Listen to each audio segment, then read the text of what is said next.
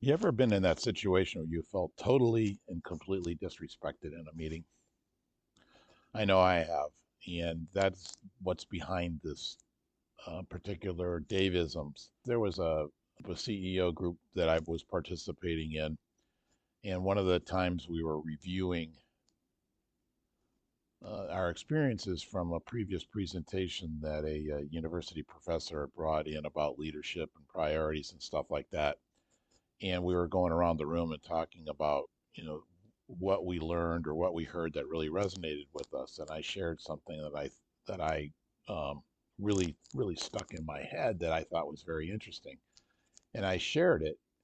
And no sooner did I get done, the individual from across the table says, "Well, that's where you're wrong."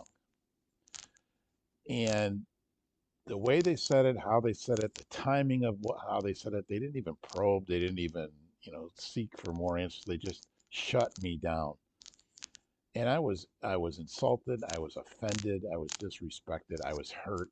I was angry. And it caused me just to step back and say, what a jerk. I lost all respect for that person on the spot. And I almost felt like I just didn't even want to have anything to do with them from that point forward.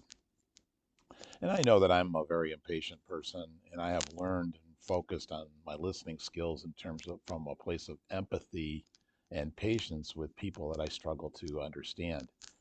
And that experience of telling somebody I'm wrong reminded me how important it is for me to sit in somebody else's story, even if I don't understand, even if it's confusing, even if it doesn't make sense, even if I think they're crazy.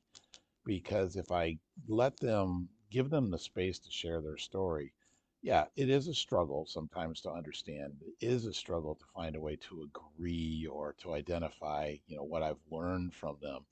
But a lot of times, giving somebody an opportunity to be heard, to be understood, creates a connection that even though we may not see things the same way or agree on what we see, at least now I have a sense of what they believe, why they believe it, and how it influences their life choices, decisions, and behaviors, or how it's influenced the suggestion or the recommendation that they're making about a certain situation.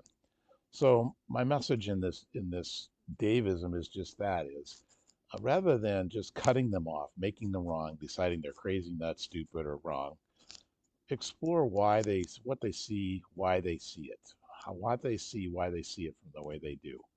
And in the process, you're going to learn something.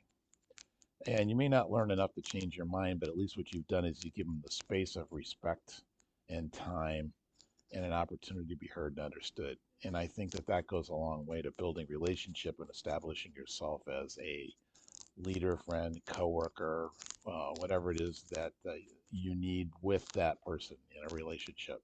Hope this helps.